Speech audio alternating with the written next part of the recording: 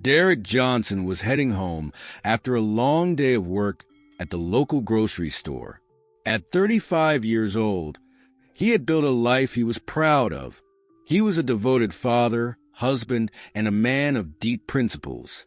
But as he walked through the quiet streets of his neighborhood that evening, he felt a tension in the air, a feeling he couldn't quite place.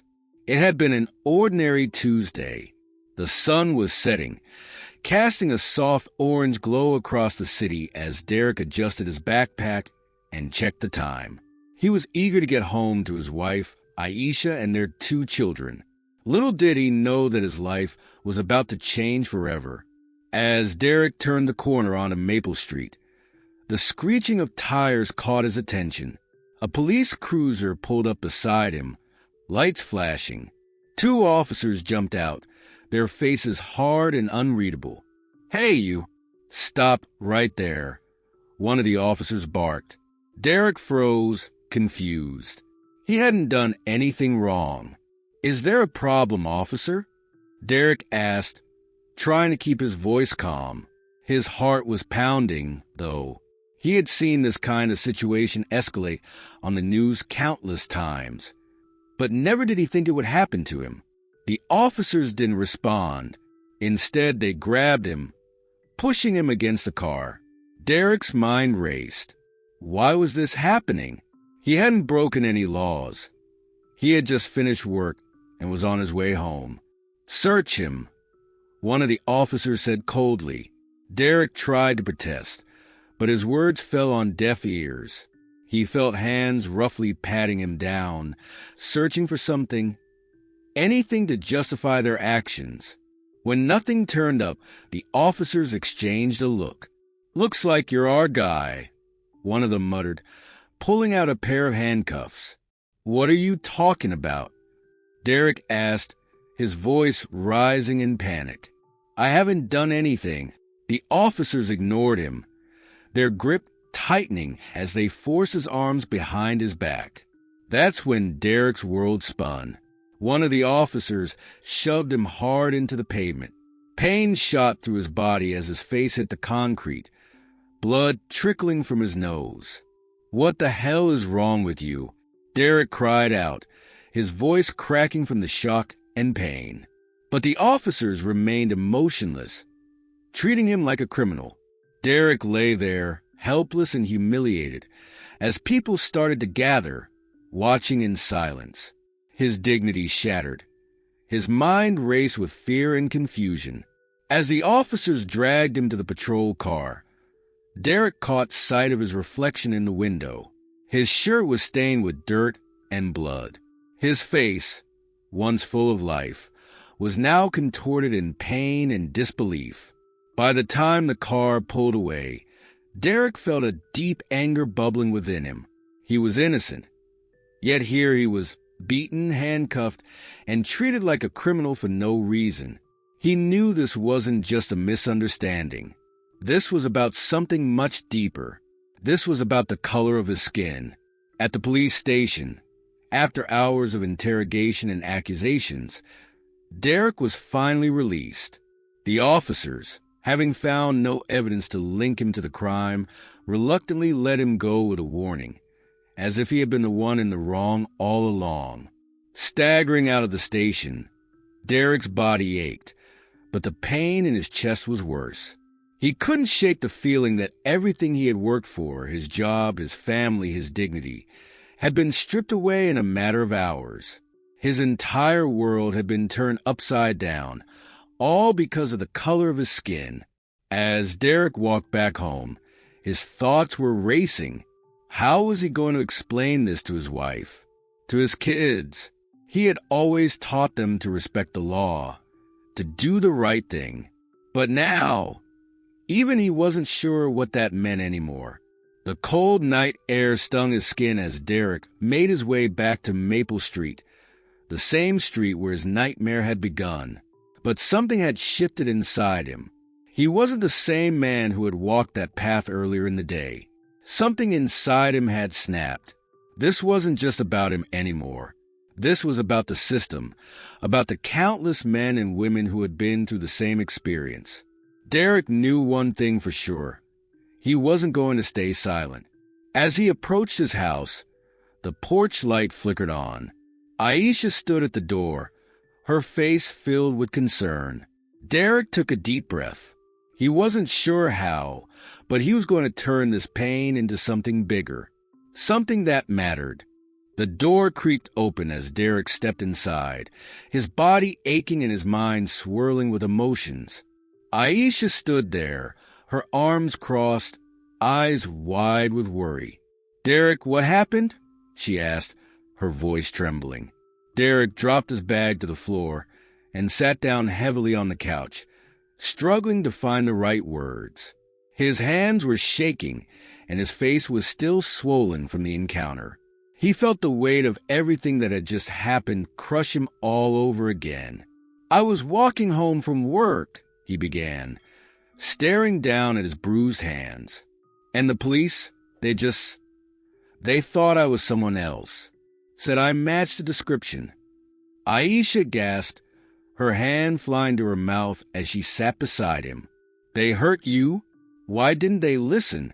Derek shook his head. "I don't know. I tried to explain, but they didn't care. They just saw a black man and assumed the worst." Silence filled the room. Aisha gently reached out to touch his arm, her fingers tracing the bruises on his skin. "Did they arrest you?" "For a few hours," Derek replied, his voice bitter. "Then they let me go, said it was all a mistake, just a misunderstanding."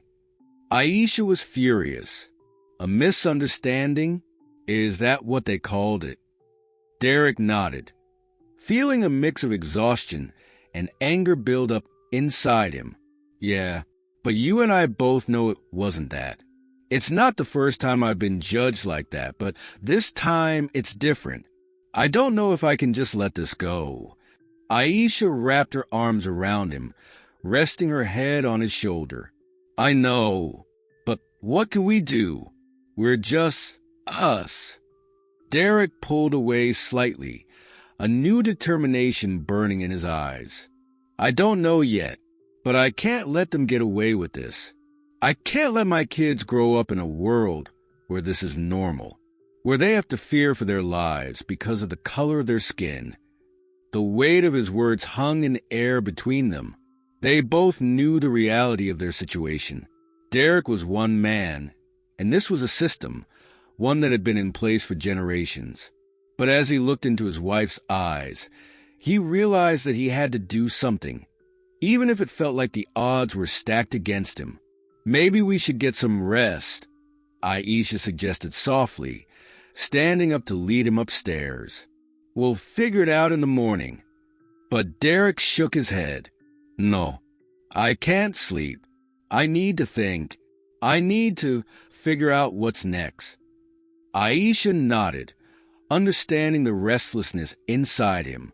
She kissed his forehead, then quietly retreated to their bedroom, leaving Derek alone with his thoughts. He sat in the dimly lit living room, the silence pressing down on him like a weight. His thoughts kept circling back to the same question. How do you fight a system that sees you as less than human? The more he thought about it, the clearer it became. He couldn't fight this battle with anger alone. He needed knowledge. He needed power. And most importantly, he needed a plan. Derek pulled out his laptop, fingers shaking slightly as he typed racial justice into the search bar. He wasn't sure where to start, but he was determined to find something, anything, that would guide him in the right direction. Hours passed as he scrolled through articles, watched videos of protests, and read about the countless others who had experienced the same kind of injustice. There were organizations dedicated to fighting police brutality, activists leading the charge, and legal experts working to dismantle the system from the inside out. It was overwhelming, but at the same time, it filled Derek with a sense of hope. He wasn't alone in this fight. There were people out there like him who refused to be silenced. But there was one thing that stood out to him the most: law. The law was what had allowed these officers to walk away from their actions unscathed. The law was what needed to change. And that's when the idea first took root in his mind. Maybe he could be the one to change it. The thought terrified him. Derek had always been a hard worker, but law school? Becoming a lawyer? It seemed impossible. He was in his mid-30s with a family to support. Could he really upend his life and pursue something so daunting? But the more he thought about it, the more the idea made sense. If he wanted to make a difference, if he wanted to protect his children from living in a world where they could be brutalized simply for existing, then he needed to take drastic action. And the law was where that change could begin. By the time the first light of dawn crept through the window, Derek had made up his mind. He wasn't going to let this be another tragic story that ended in silence. He was going to fight back. He was going to fight smart. As the sun rose, casting a soft glow over the neighborhood, Derek felt a surge of determination. The road ahead would be long and difficult, but for the first time in hours, he felt like he had some control over his future, and he wasn't going to stop until justice was served. The decision weighed heavily on Derek's mind as he sat at the kitchen table, a cup of coffee cooling in front of him. The quiet buzz of the early morning contrasted with the whirlwind of thoughts racing through his head. His kids were still asleep, and Aisha was getting ready for work upstairs. He had stayed up all night, researching law schools, scholarships, and everything he'd need to make this drastic change in his life. Every time he looked at the numbers, the logistics, it seemed impossible. But the more he thought about it, the more he realized that his desire for change outweighed the fear. The sound of footsteps broke through his thoughts. Aisha walked into the kitchen, her eyes still heavy with sleep. "You're up early," she said, noticing the untouched coffee. "I didn't sleep," Derek replied quietly. "I've been thinking." Aisha sat down across from him, her brow furrowing. "About what?" Derek took a deep breath. "About what I need to do next. About law school." Aisha blinked, taken aback. "Law school?" "Yeah." Derek nodded. "I know it sounds crazy, but I can't just let what happened go. I've been reading about it all night. The law is where the real change happens, where things can actually get fixed." Aisha stared at him, her expression a mixture of disbelief and admiration. "Derek, I don't know what to say. I know it's a huge step and it's going to be tough, but I have to do something. I can't just sit back and let this system keep hurting people. Our kids are going to grow up in this world, Aisha. I need to make sure it's a better one for them." Aisha reached across the table, taking his hand in hers. "I believe in you, Derek. I always have. But law school, that's years of commitment. We have bills to pay, the kids." Derek squeezed her hand gently. "I know. I've thought about all of that. I'll have to keep working, at least part-time. We'll need to cut back on a lot of things. But I can make it work. I have to." Aisha was silent for a moment, then nodded slowly.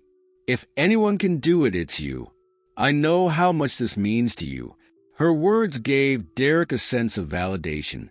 He had expected pushback, maybe even doubt. But hearing her support him filled him with more resolve. "I'll start applying," he said, the decision now solid in his mind. "It's not going to be easy, but this is something I need to do."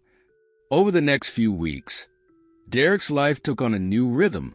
He spent his days working, but his nights were dedicated to studying for the LSAT, the law school admission test. Aisha handled more of the responsibilities at home, giving him space to focus. They were a team, and though it was exhausting, Derek could feel the progress he was making. One night, while Derek was buried in prep books, his phone buzzed. It was a message from an old friend, Marcus, who he hadn't spoken to in a while. Marcus had heard about the police incident through mutual friends and wanted to check in. "Yo, man, I heard what happened. You all right?" Derek stared at the message for a moment, then typed a quick response. "Yeah, I'm good. Just trying to make some changes." It wasn't long before Marcus called him. "D, you good? I can't believe those cops did that to you. It's messed up." "Yeah, it is," Derek said, leaning back in his chair.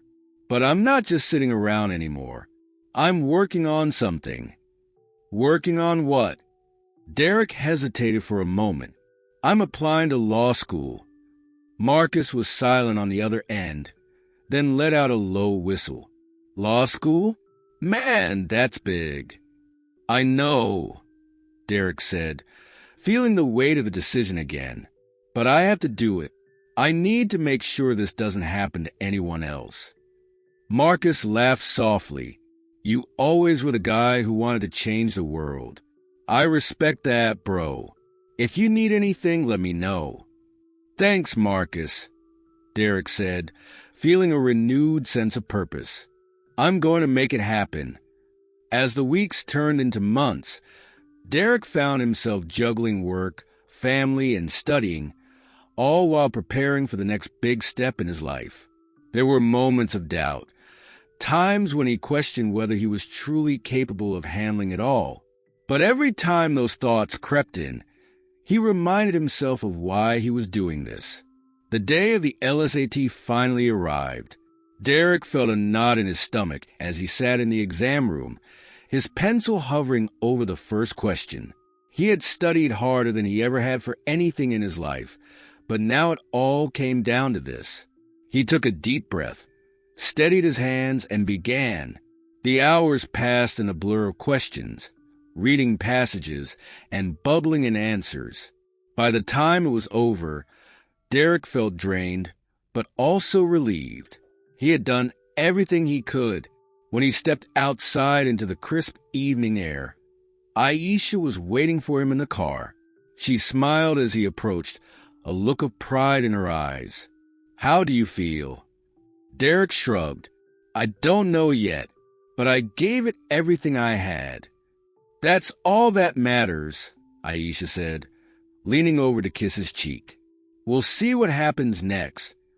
As they drove home, Derek felt a sense of calm wash over him. The path ahead was still uncertain, but he had taken the first step. And now, all he could do was wait. Several weeks passed, and the anticipation grew as Derek waited for the results of the LSAT.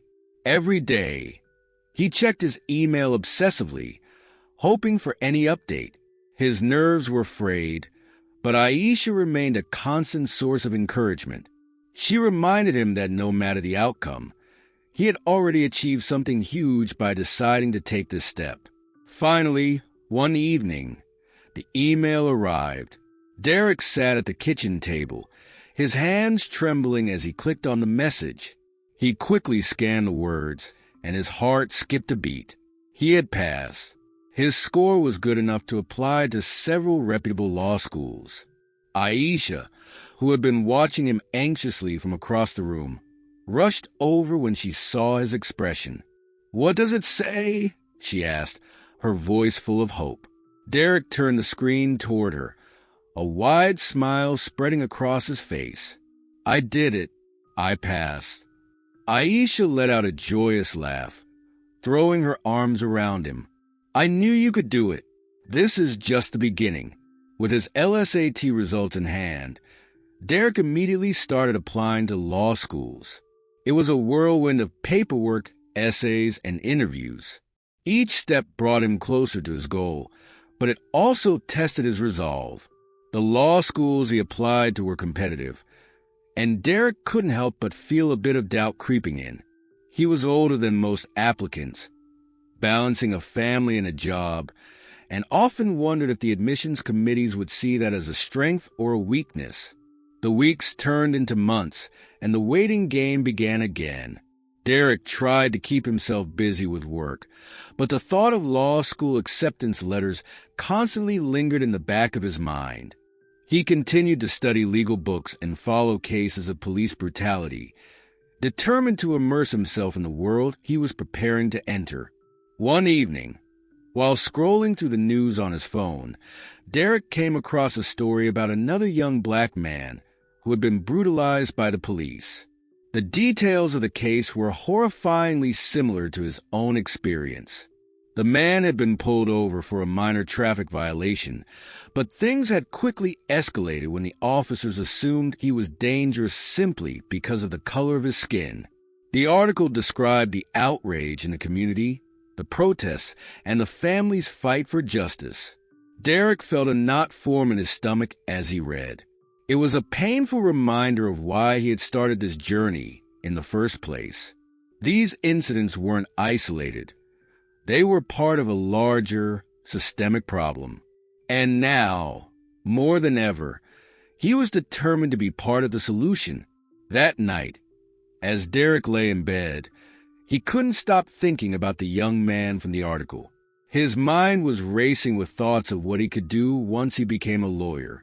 He imagined taking on cases like this, standing up in court and holding the police accountable for their actions. It was a vision that fueled him, even in his moments of doubt. One morning, just as Derek was getting ready to leave for work, the mail arrived. Among the bills and junk mail, there was a large envelope with the logo of one of the law schools he had applied to. Derek's heart raced as he tore it open. Inside was a letter of acceptance. For a moment, Derek stood frozen, staring at the letter in disbelief. He had done it. He had been accepted.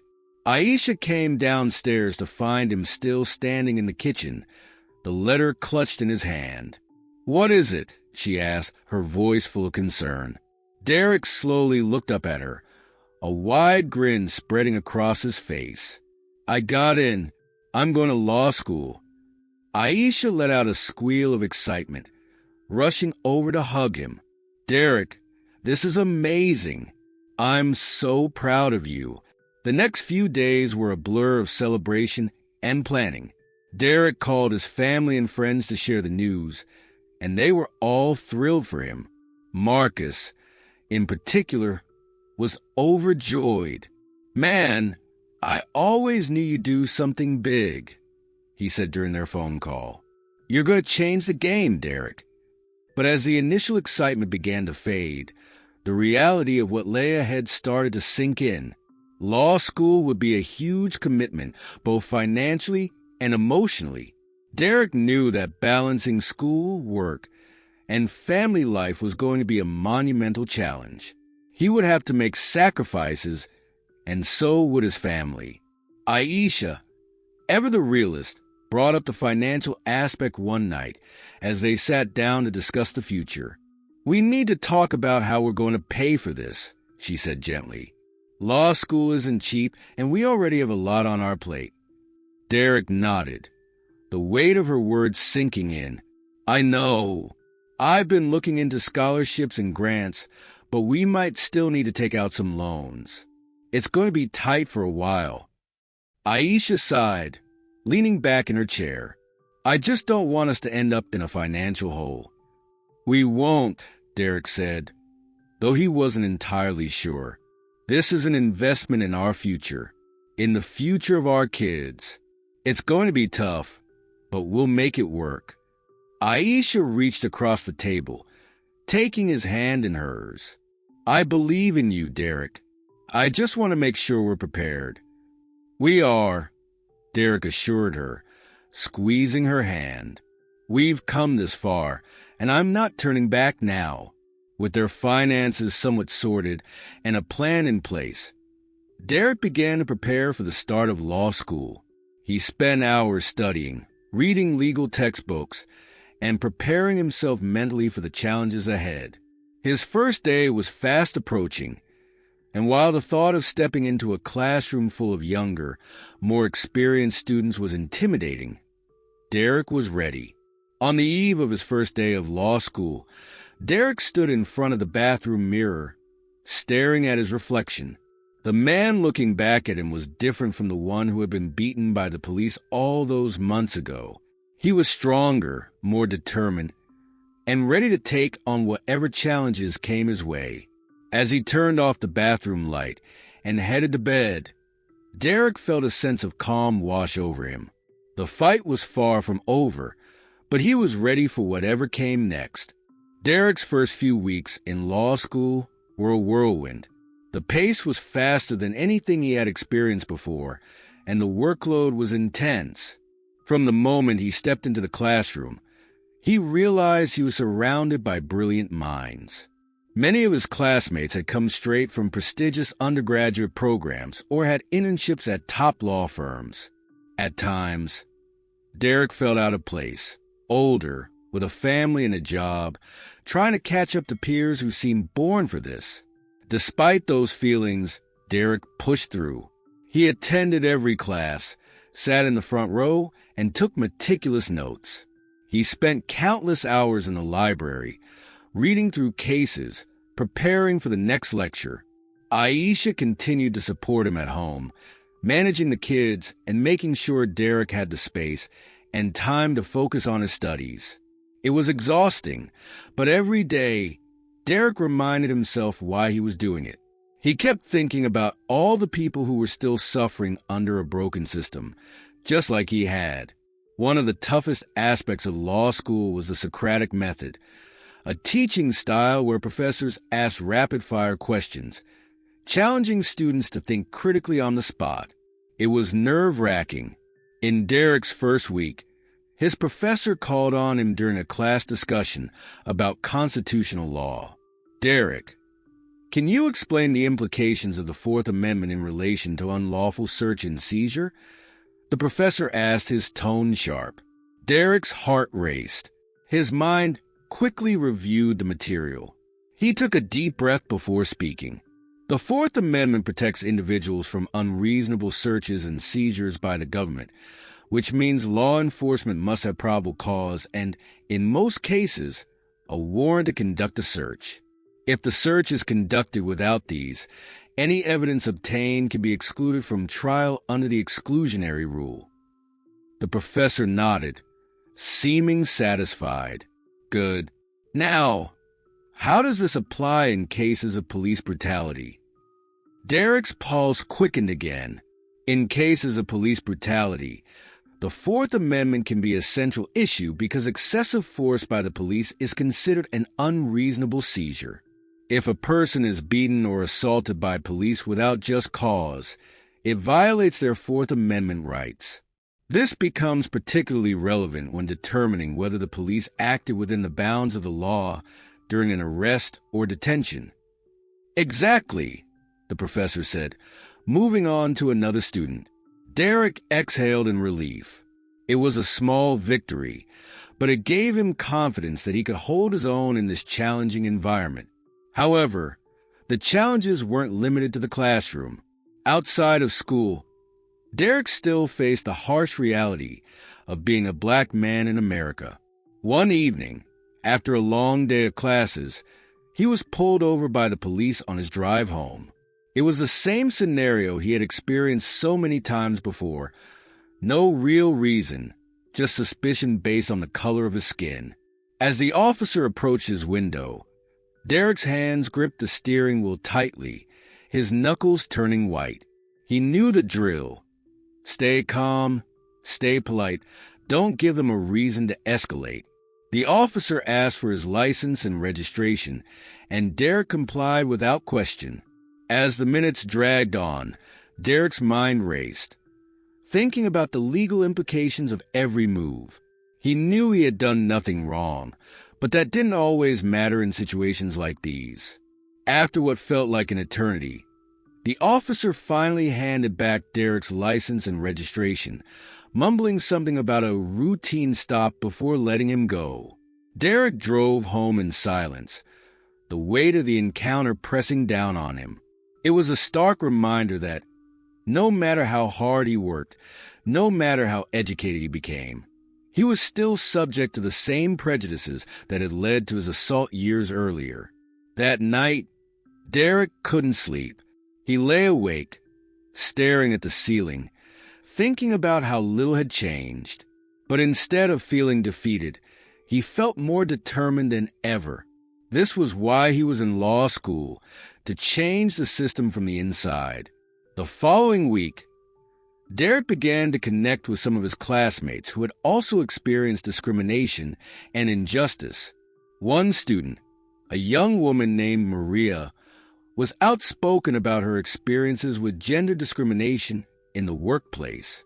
Another, a Latino man named Carlos, had faced police harassment similar to Derek's. The three of them quickly bonded over their shared frustrations and their desire to use the law as a tool for change. They began studying together, often staying late in the library to discuss cases and brainstorm ways the law could be reformed. Derek found comfort in knowing he wasn't alone in his struggle. He wasn't the only one trying to fight a system that had been designed to work against people like him. As the weeks went on, Derek's confidence grew. He started participating more in class discussions and forming arguments that challenged some of the more conservative viewpoints his professors held. He was no longer just a student. He was becoming an advocate for justice. But with that growth came more responsibility. As his reputation among his peers and professors began to rise, Derek was approached by one of his professors to join the school's pro bono clinic, which provided legal assistance to low-income individuals who couldn't afford representation. It was a prestigious opportunity, and it aligned perfectly with Derek's goals. The clinic focused on cases of police misconduct, wrongful arrests, and excessive force. Derek would have the chance to work directly with real clients, applying the knowledge he had gained in class to actual cases. When his professor first offered him the opportunity, Derek felt a surge of excitement. This was exactly what he wanted, to make a tangible difference in people's lives.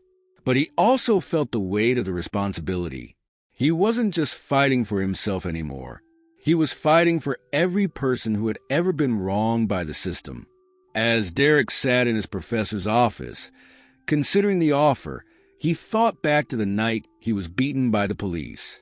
He thought about the fear, the anger, and the helplessness he had felt. And then he thought about the countless others who had experienced the same thing. "I'm in," Derek said, his voice steady. The professor smiled. "I had a feeling you'd say that."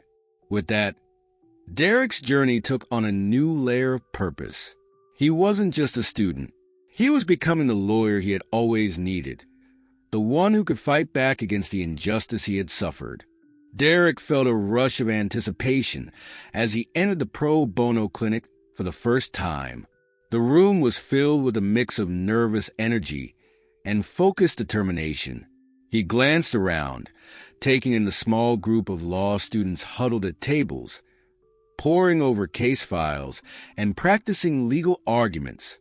The walls were adorned with posters advocating for civil rights and social justice, reminders of the battles they were all engaged in. His supervising attorney, a seasoned civil rights lawyer named Linda, greeted him with a warm smile. "Glad to have you on board, Derek. This clinic is about more than just legal work. It's about making a difference in our community. You'll be working on some significant cases." Derek felt a swell of pride at being part of something larger than himself. He was no longer just an individual grappling with his past. He was now a key player in the fight against systemic injustice. Linda assigned him to a case involving a young man named Jamal, who had been wrongfully arrested during a routine traffic stop. The details of the case were all too familiar to Derek. As he delved into Jamal's file, Derek read about the incident in chilling detail. Jamal, a 22-year-old student, had been driving home from work when he was pulled over by the police. The officers claimed they saw him weaving in traffic, but Jamal maintained he was just trying to change lanes safely. Things escalated quickly. What started as a routine stop turned into an aggressive confrontation. The police claimed Jamal resisted arrest, which led to him being physically assaulted and charged with multiple felonies. The more Derek read, the more he felt anger rising within him. This was the same script he had lived through, and now he was in a position to do something about it. He was determined to help Jamal clear his name and seek justice for what had happened. Derek began reaching out to Jamal for consultations, inviting him to the clinic to discuss his case. The first time Jamal walked into the clinic, he seemed timid and unsure. He was a tall young man with deep brown eyes and an anxious demeanor. His shoulders slumped as he sat down, the weight of his situation evident in his posture. Derek introduced himself, trying to create a welcoming atmosphere. "Jamal, thanks for coming in. We're here to help you. Can you tell me what happened that night?" As Jamal recounted his story, Derek listened intently. Each word was laced with fear and frustration, the young man reliving the trauma of that fateful night. Jamal described how the police had dragged him from his car, how he had pleaded for them to calm down, and how, despite his attempts to comply, they had tackled him to the ground. "I felt so powerless," Jamal said, his voice trembling. "I just wanted to go home." Derek nodded, his heart heavy with empathy. "We're going to do everything we can to make sure this doesn't define you. You're not alone in this." As they continued to meet, Derek's confidence grew. He began to outline a legal strategy for Jamal's case, researching laws surrounding wrongful arrest and police misconduct. He spent late nights combing through legal texts and past case studies, trying to find precedents that could help strengthen Jamal's defense. During one of their meetings, Derek shared a particularly relevant case he had found. In a similar situation, a court ruled that the police had overstepped their authority when they used excessive force during a traffic stop without probable cause, he explained. "If we can prove that what happened to you was similar, it could help invalidate the charges against you." Jamal's eyes lit up with hope. "Really? You think that could work?" "I believe it can," Derek replied, feeling a renewed sense of purpose. "But we need to gather as much evidence as we can. We'll need witnesses, video footage, anything that can support your claims." With Derek's encouragement, Jamal began reaching out to friends who were with him the night of the incident. They shared their stories of what they had witnessed, and slowly, a picture began to emerge that contradicted the police narrative. Each new piece of information was a small victory. As Derek worked alongside Jamal, he also began to notice the impact their case was having on the clinic. Word spread among other students about the high-profile nature of the case, drawing interest and support from classmates eager to help. Derek found himself at the center of a collaborative effort, where students gathered to discuss strategies, brainstorm ideas, and share resources.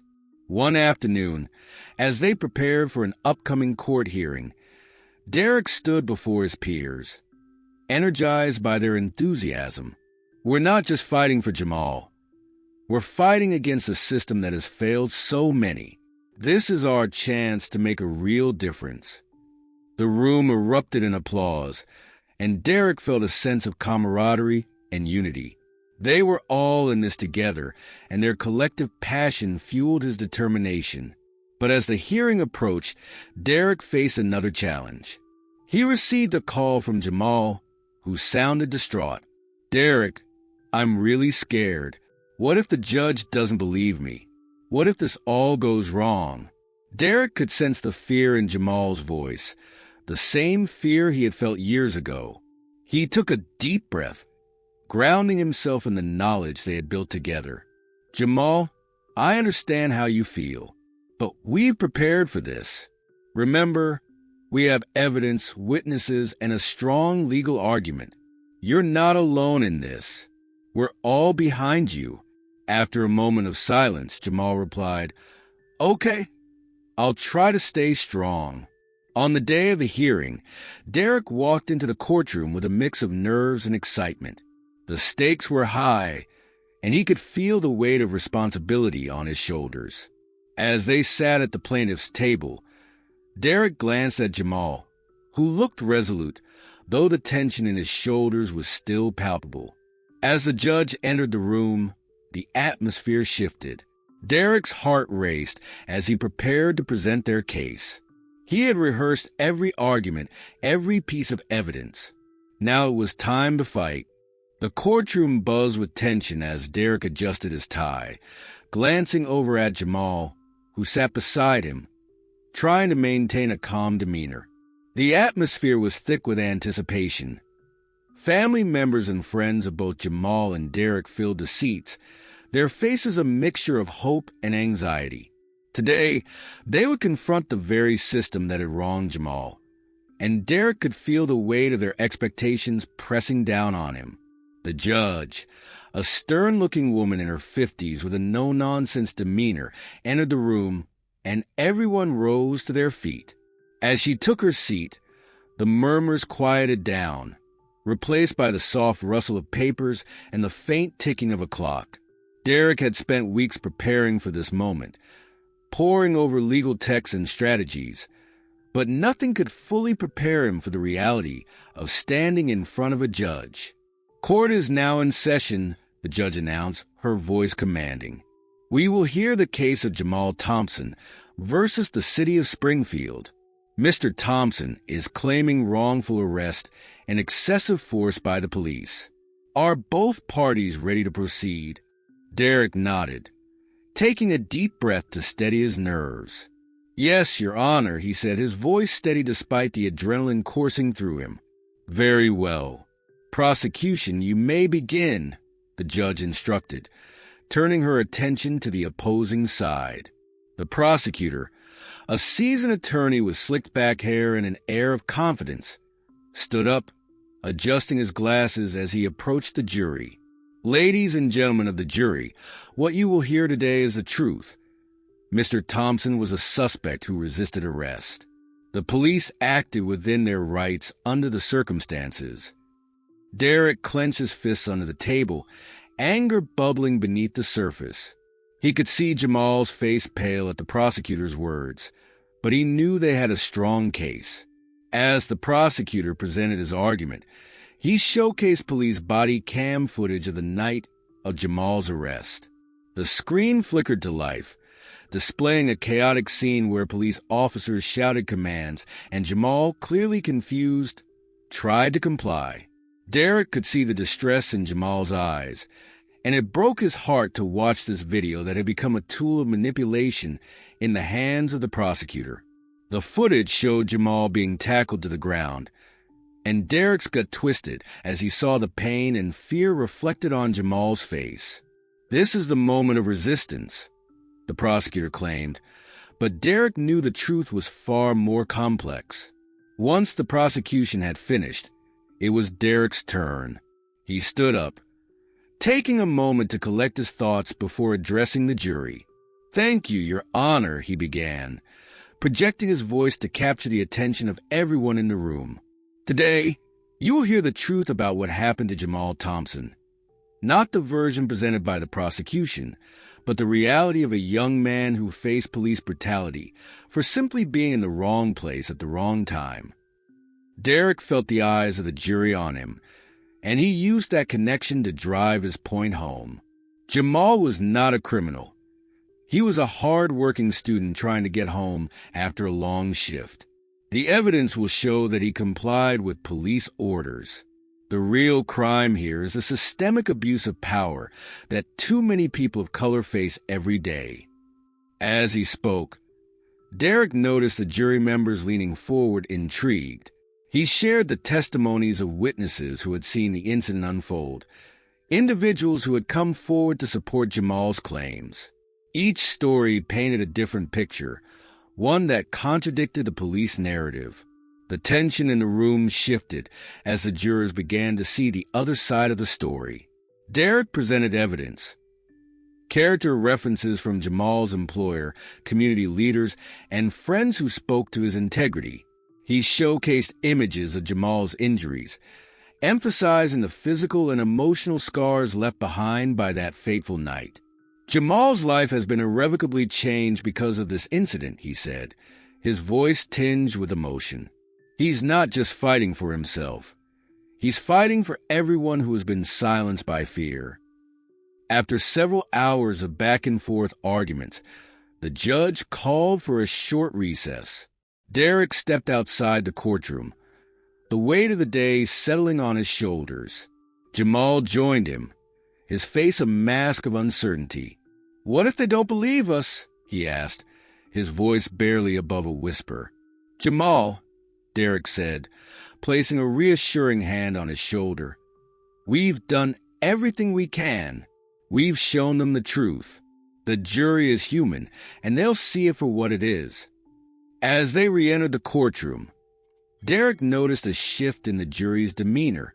They seemed more engaged, whispering among themselves and occasionally glancing at Jamal. He hoped this was a good sign. The trial continued, and Derek wrapped up his arguments, imploring the jury to consider not just the facts of the case, but the broader implications of their decision. This isn't just about Jamal. It's about accountability. It's about making sure that no one else has to go through this kind of trauma. Your verdict can be a statement that we will not tolerate injustice. As the day drew to a close, the jury was sent to deliberate.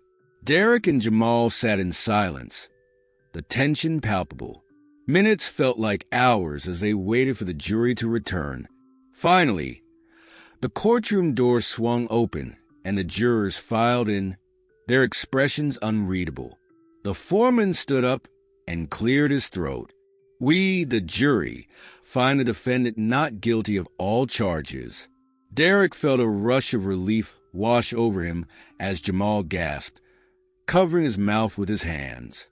The tears that had been brimming in his eyes finally spilled over, and he let out a sob of disbelief. Derek hugged him tightly, overwhelmed with emotion. This was a victory, not just for Jamal, but for everyone who had ever faced injustice.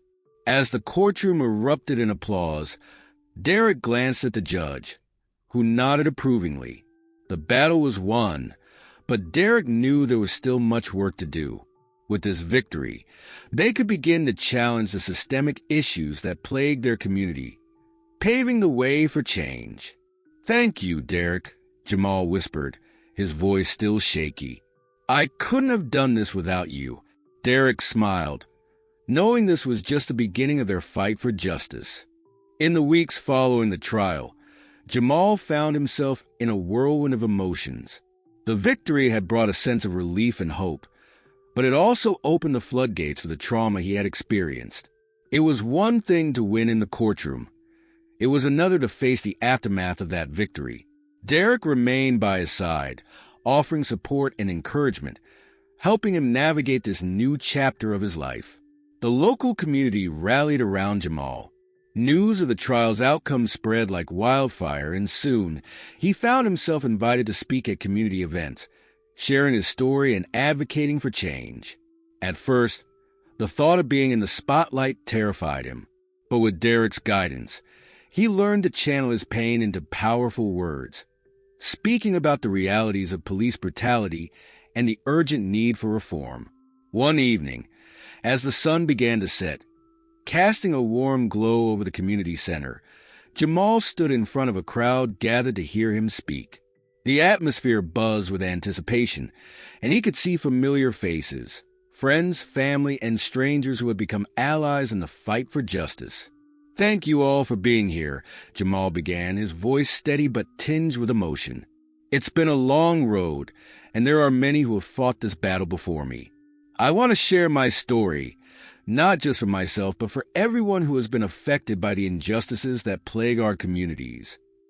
As he spoke, he noticed the audience hanging on his every word. He talked about the fear he felt the night of his arrest, the anger that bubbled inside him, and the despair that had threatened to overwhelm him.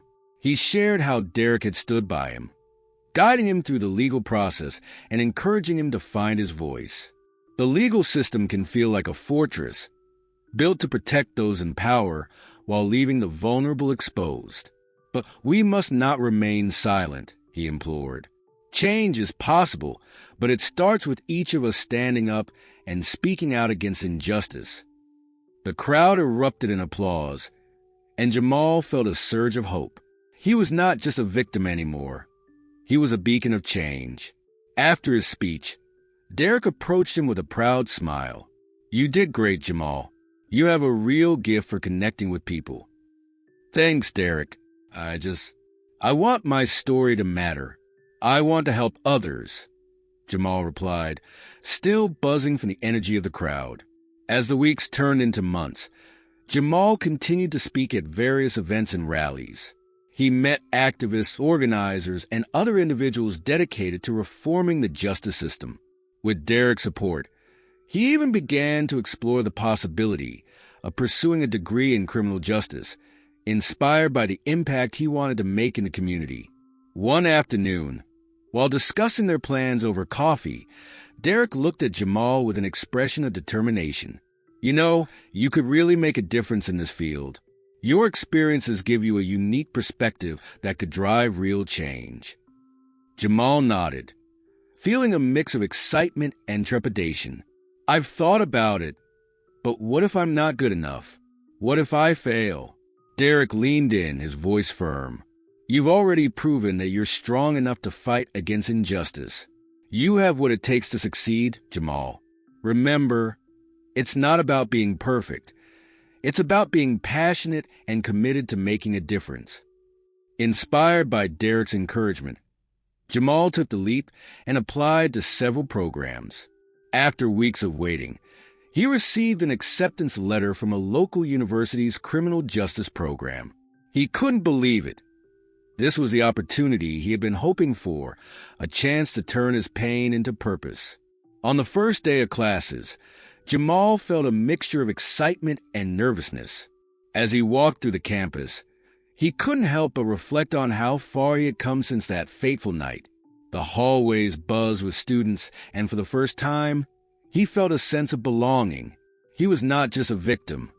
He was a student, an advocate, and a fighter for justice. As the semester progressed, Jamal immersed himself in his studies, learning about the intricacies of the legal system and the ways in which he could advocate for change. He joined student organizations focused on social justice, where he met like-minded individuals who shared his passion for reform. Together, they organized events and discussions, amplifying their voices in the fight against systemic injustice. One evening, as Jamal prepared for a community forum on police accountability, he felt a surge of determination. He knew that the road ahead would be challenging, but he was ready to face it head-on. He had transformed his pain into purpose, and now he was equipped to help others find their voices. On the night of the forum, the room was packed with community members eager to discuss the pressing issues surrounding police brutality and accountability. Jamal took to the stage, feeling a rush of nerves and excitement. As he looked out at the crowd, he reminded himself of the journey that had led him to this moment. "Thank you all for being here," he began, his voice steady. "We're here tonight to talk about a topic that affects us all, police accountability. It's not just about what happened to me. It's about creating a future where no one else has to endure the same pain." As he spoke, Jamal felt the power of his words resonating with the audience. They were not just listening. They were engaging, asking questions, and sharing their experiences. The atmosphere was electric, charged with the collective desire for change. That night, as Jamal left the forum, he felt a renewed sense of purpose. He had found his calling, and he knew that he would continue to fight for justice, not just for himself, but for everyone whose voice had been silenced. As he walked home under the stars, he thought about how far he had come, from a young man beaten by injustice to a voice for change in his community. With Derek by his side, he felt ready to take on whatever challenges lay ahead.